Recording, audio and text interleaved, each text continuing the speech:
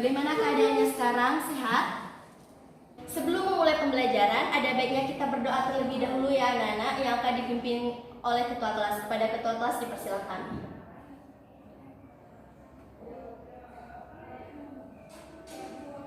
Terima kasih anak-anak. Sebelum memulai, ibu absen terlebih dahulu ya. Lara,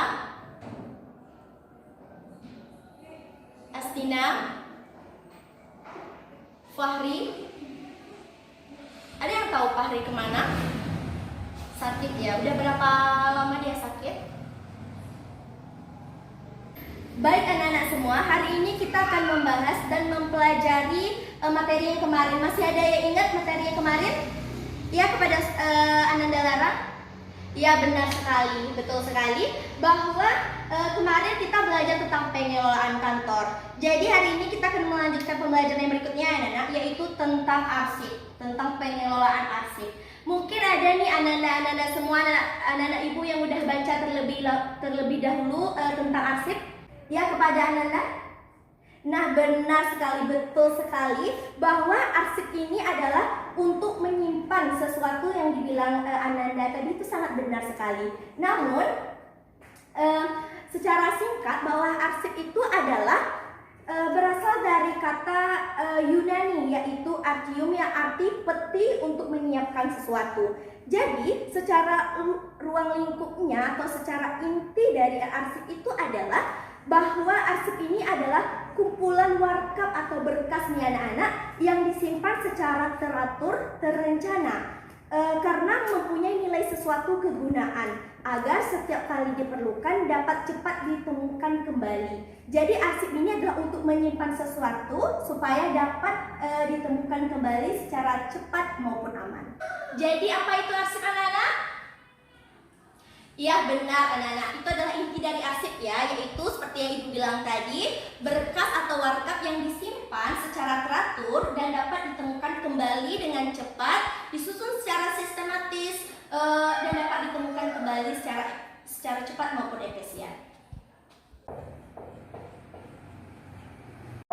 Baik anak-anak ibu sekalian, seperti yang telah ibu jelaskan tentang arsip tadi, ibu masuk kepada tujuannya.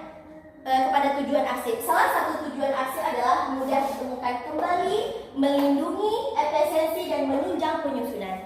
Jadi sebelum ibu menjelaskan, ibu ingin bertanya nih kepada anak-anak semua, apa sih yang dimaksud dengan mudah ditemukan kembali? Mudah ditemukan kembali artinya arsip yang disimpan dapat ditemukan kembali dengan cepat dan informasi yang dicari sesuai atau tepat. Benar sekali. Bahwa mudah ditemukan kembali maksudnya adalah arsip yang disimpan tadi mudah cepat kita tahu atau cepat kita menemukannya, dan informasi yang dicari itu sesuai yang kita cari atau tepat sasaran atau tepat tujuan yang ingin kita cari. Jadi arsip yang ingin kita cari itu mudah ditemukan, tidak berbelit-belit, jadi mudah sekali kita menemukannya. Yang kedua, melindungi anak-anak. Apa yang dimaksud dengan melindungi?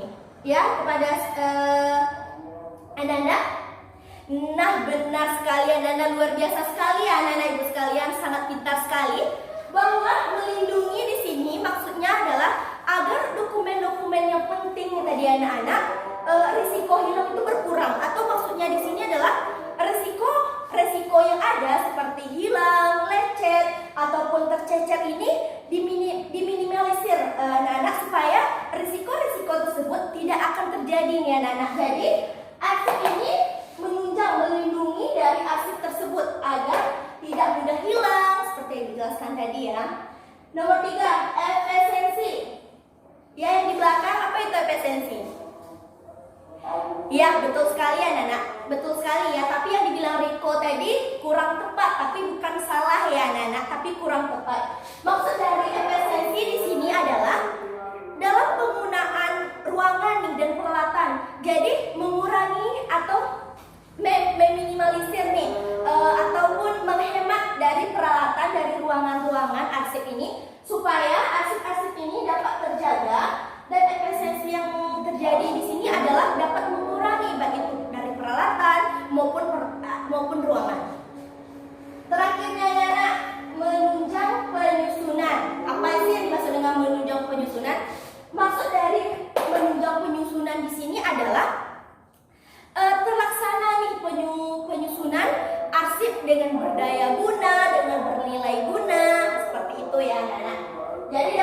mengerti kan bahwa keempat ini adalah tujuan dari arsip.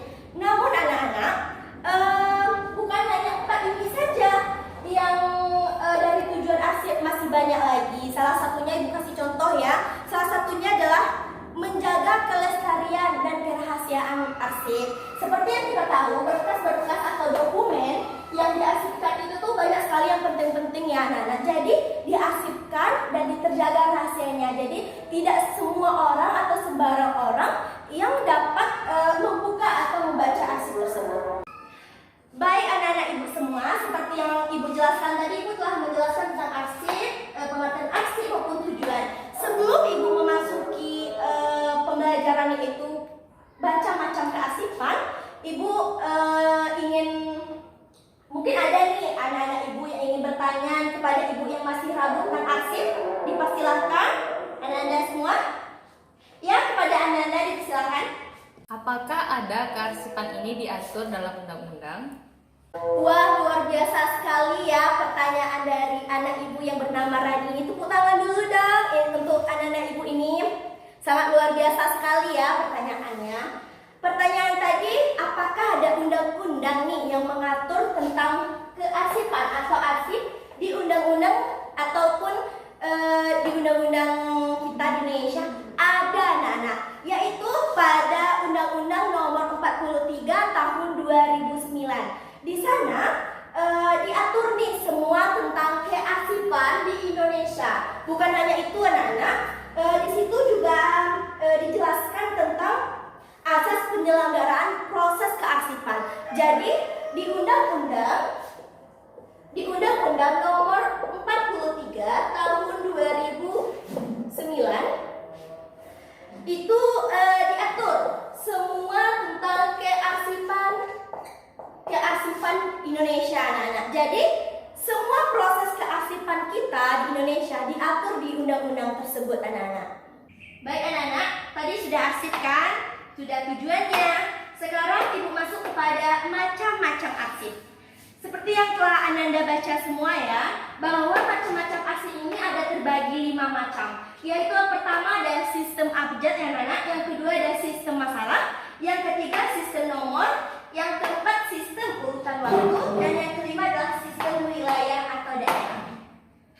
Macam-macam nih. Nah, jadi seperti ibu jelaskan tadi kan ada 5 macam-macam. Jadi ibu ingin bertanya nih kepada anak-anak ibu semua, dari kelima macam-macam ini ada nggak Ananda semua atau anak-anak ibu yang paham satu saja yang telah Ananda baca mungkin? Iya, kepada yang di belakang. Iya, betul sekali anak-anak. Bahwa tadi Riko menjelaskan tentang sistem abjad ya. Iya, betul sekali. Bahwa sistem abjad ini yang telah ditambahkan oleh teman kita tadi, bahwa sistem abjad ini merupakan susunannya berbentuk angka dari A sampai Z. Itu benar sekali ya. Bahwa sistem abjad ini salah satu sistem penataan berkas yang umumnya dipergunakan untuk menata berkas yang berurutan dari huruf A sampai Z anak-anak. Jadi diurutkan dari angka misalnya Ayu, Budi, C, D dan sebagainya. Seperti itu ya. Yang kedua adalah sistem masalah. Sistem masalah di sini maksudnya adalah salah satu sistem penataan berkas berdasarkan kegiatan-kegiatan yang berkenaan dengan masalah-masalah yang berhubungan dengan perusahaan. Contohnya seperti ini ya anak-anak semua. Masalah-masalah di sini maksudnya tuh disusun berdasarkan masalah. Misalnya di dalam berkas itu seperti ada, di dalam arsip itu seperti ada gaji, interview dan wawancara, permasalahan-permasalahan yang ada dan sebagainya. Jadi disusun berdasarkan masalah. Jadi berbeda nih dengan abjad tadi A sampai Z. Sedangkan sistem masalah ini disusun berdasarkan masalah. Seperti itu ya, Nanda dapat dimengerti kan? Ini adalah sistem nomor. Nah, sistem nomor ini sama dengan sistem abjad seperti yang telah ditambahkan teman kita tadi kan, sistem abjad A sampai Z. Sedangkan kalau sistem nomor itu anak-anak ibu semua dari 0 dan seterusnya. Misalnya nih dapat ibu contohkan bahwa ada arsip nih dengan misalnya 01, selanjutnya 02, selanjutnya 03 seperti itu ya. Jadi secara terus menerus. Selanjutnya misalnya contohnya lagi nih 001. Jadi lanjutannya apa? 002, 003 dan sebagainya. Seperti itu ya Anda semua. Yang keempat adalah sistem urutan waktu. Nah, sistem urutan waktu ini berbeda dengan sistem abjad dan sistem nomor. Pastinya berbeda ya Anda. Jadi sistem urutan waktu ini apa? Jadi seperti ini ya. Sistem urutan waktu ini adalah seperti contohnya nih, salah satu penataan berkas berdasarkan urutan tanggal, bulan, dan tahun, yang mana pada umumnya tanggal dijadikan pedoman, termasuk datangnya surat nih. Contohnya nih, surat atau berkas Ananda yang Ananda kirim ke ibu datangnya paling akhir. Jadi berkas atau arsip yang ibu simpan kepada surat Ananda terletak di paling akhir pula. Begitupun sebaliknya Ananda. Bahwa surat Ananda nih datang paling awal. Jadi surat-surat Ananda ataupun kearsipan ataupun berkas Ananda ataupun surat-surat Ananda tersebut kalau datang paling awal, jadi kearsipan tersebut akan tertulis paling awal. Begitupun jika berkas atau surat anak-anak ibu semua, jika datang paling akhir maka diletakkan juga paling akhir. Seperti itu ya anak-anak ibu. Jadi macam-macam kearsipan tersebut kan ada 5. Jadi harus ingat ya anak-anak semua, ada sistem abjad, ada sistem masalah, sistem nomor, sistem urutan waktu, sistem wilayah atau daerah. Harus diingat ya bahwa seperti bilang tadi ada pengertian, tujuan, dan macam-macam abjad. Harus diingat ya, harus diingat ya materi kita hari ini. Selanjutnya seperti yang ibu telah jelaskan tadi, ini semua mungkin ada nih Anda semua anak-anak ibu nih yang masih ragu dan ingin bertanya, dipersilahkan. Ayo anak-anak ibu, mungkin kalian masih ragu nih tentang arti, tentang pengertian, tentang tujuan, tentang macam-macam. Yang masih ragu dipersilahkan. Ya, kepada yang di belakang. Bisakah ibu memberi contoh dari sistem masalah dan sistem nomor? Wah, sangat luar biasa sekali ya pertanyaannya. Beri aplaus dulu dong kepada teman kita di belakang. Walaupun duduk di belakang masih semangat ya. Harus dicontohkan yang seperti itu. Yang depan-depan jangan kalah semangat dong. Yang sama belakang harus semangat ya. Wah, pertanyaan teman-teman kita tadi luar biasa ya Nanda. Bahwa yang ditanyakan oleh anak ibu tadi yaitu tentang sistem masalah dan sistem nomor. Contohnya seperti ini ya anak. Bahwa sistem masalah ini seperti ibu contohkan tadi itu seperti kepegawaian, pengadaan, gaji, interview dan wawancara, dan lamaran. Jadi arsipnya itu disusun berdasarkan masalah-masalah yang contohnya seperti ibu bilang tadi. Jadi susunannya itu sesuai masalah yang ada di perusahaan, tetapi tidak memakai nomor, memang sesuai dengan masalah. Selanjutnya sistem abjad, sistem nomor ya, ditanyakan tadi sistem nomor. Sistem nomor ini mudah sekali ya anak-anak semua, disusun berdasarkan angka dari 0 sampai seterusnya. Misalnya nih berkas pertama nomornya 001, selanjutnya berapa? 002 kan? Nah jadi seterusnya, jadi disusun berdasarkan angka pertama dan selanjutnya. Seperti itu.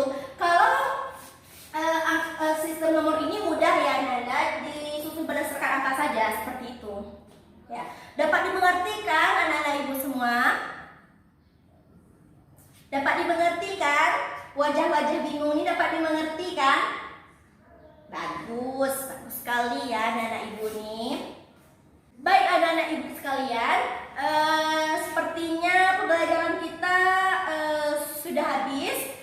Seperti pembelajaran kita hari ini, ingat ya Anda semua tentang pengertian arsip. Tujuan arsipnya ada 4, macam-macam arsipnya ada 5, sistem abjad, sistem masalah, sistem nomor, sistem urutan waktu, sistem wilayah atau daerah.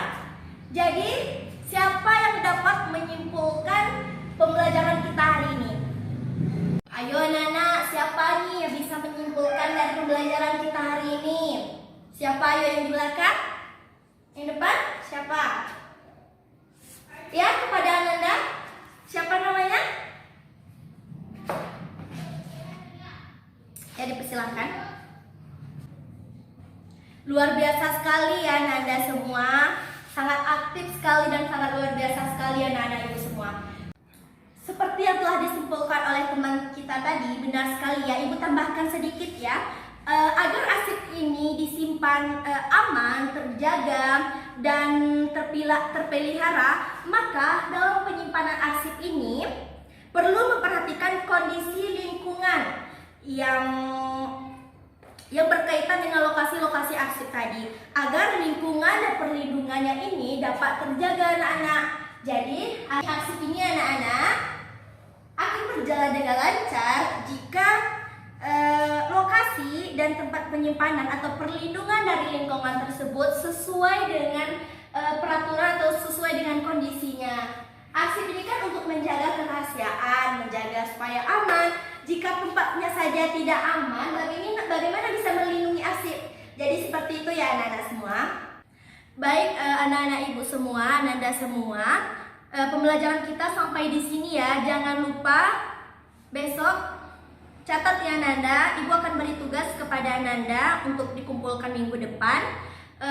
Tolong Nanda cari materi tentang asas-asas kearsipan untuk minggu depan ya Nanda. Tolong dibaca semua ya. Baik Nanda semua, terima kasih untuk pembelajaran kita hari ini. Semoga pembelajaran kita tentang arsip hari ini bisa bermanfaat dan dapat dimengerti oleh anak-anak ibu semua sekalian ya. Sebelum kita tutup ada baiknya kita mengucapkan hamdalah. Baik, ibu tutup ya anak-anak. Assalamualaikum warahmatullahi wabarakatuh. Langsung pulang ya, jangan berkeliaran. Langsung pulang ke rumah masing-masing ya Nanda semua. Ibu pamit ya.